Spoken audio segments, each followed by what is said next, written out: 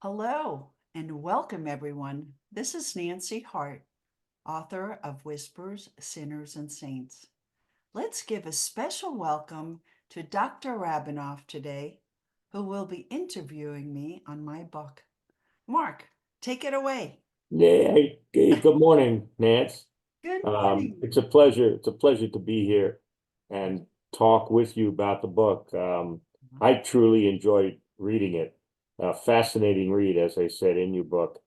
And I wish you the best with this book and following books. And you've had a very interesting history, and you express it so vividly in your writing. So that's a compliment. That's a wonderful skill and characteristic you have. So with that in mind, um, I've been interested, as we've talked in the past, I'm interested in knowing more about Whispers. Maybe some backstory, some behind the scenes stuff that you might want to share with the listeners of this interview down the road. And so I have some questions for you, and just go with it and just tell me what you think. So, um, how did you know it was the first time you met him, and what was he like? Your your all empowering everything. That's a great question, Mark, but I don't expect anything less from a four-time doctorate emeritus. The first time I met Whispers, I had no name for him yet, and it is before I was born. What I remember is all the other souls, what have you, were all gone. I was alone in a place where I couldn't see anything. I could hear them, and the last of them was leaving. I remember hearing our dialogue. One asked me to take on some of its burden, and I agreed to because I did not know the consequence of agreeing to do so. Another soul said we could meet up in the future, and I had to remember to look for that soul. I remember them as twinkling lights, and then there was nothing. My mind exerted painfully in the quiet of nothingness, and there came a voice I knew was supreme. Its presence was luminous and possessing grand all knowing. I pleaded telepathically, "When's it my turn to leave?" To which the answer was consistently, "It's not time yet." Long periods of time passed before his presence again, without change to our short dialogue. Then finally, his reply changed to, "It will be very hard for you if you return before the time you are meant to." When he returned again, I frantically said, "This is terrible. I see nothing. I hear nothing. Whatever it is, I can't imagine it worse than this." Within a couple of more of the same telepathic communication, I was finally told, "Only if you are sure, because you will have a very hard time of life if you go now. You can stay here and serve out your time and then have a much better time at it." Those were my first encounters with all knowing, and that was not on this earthly plane. The next time I recognized we were still in connection, I was in human baby form, 5 months old. We had been in contact all along. I just didn't realize until my first out of body experience at 5 months old. I was not shocked. He was by my side because he was familiar to me. He had whispered, "I am here." But I discarded him. I suppose, like many adults in this world who still do not realize the power of his presence, with time, I grew to trust him more and more. He is the only one I do trust. I will listen to whispers over anything I have heard a tangible person say. He hasn't been wrong, but I have learned that when I could not avoid something he warned me about due to the orders of my mother, I then paid a heavy price. Well, thank you. That certainly tells me even more about how deep uh, the all-knowing was, and even deeper than what you said in the book. So that was thank you for that answer. That makes me want to read your next book. So even more. So I guess the next question I would have is, did you think there would be more encounters, or did you think this was some kind of one-time deal? How did you see it moving forward in your life? Mhm. The whispers. Yes. Well, all I can tell you is I never had expectations. I was always glad when he showed up, whispering into my ear, feeding me warnings or guidance, peace, and his wisdom. I wouldn't be alive to tell my story if it weren't for him. By him, I don't label whispers an angel or God or anything else. I really don't have a label for it. Great, thank you. So after you realized um, he was still there giving you these guidances and these ways that were helping you get through a very difficult time in your life at a very, very young age, when you were living in New York City, how did you find your way around without being afraid? Um, Even back in the days when you were there, even involved with somebody growing up in New York today. Ugh, well, I never said I wasn't afraid.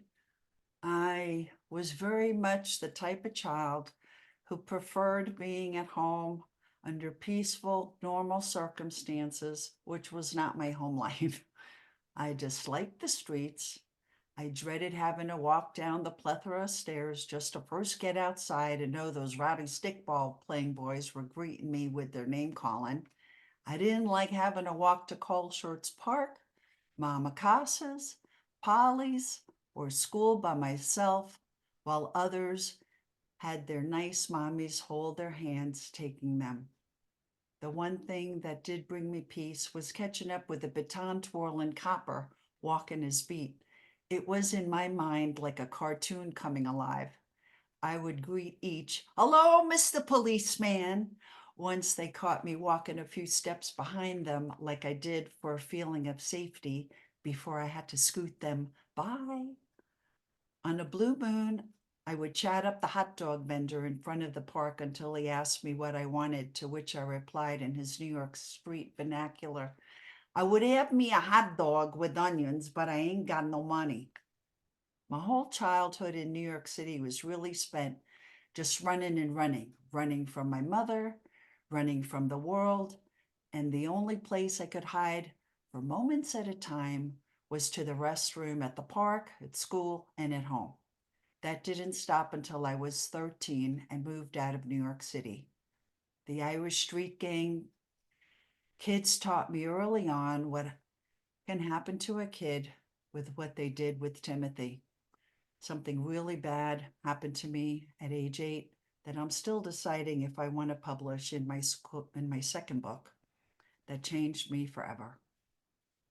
Wow, it's it's amazing for people who have never lived in New York. I grew up in New York too, as you know, in the Bronx, um, in the early 1950s, and it was a wonderful place to live.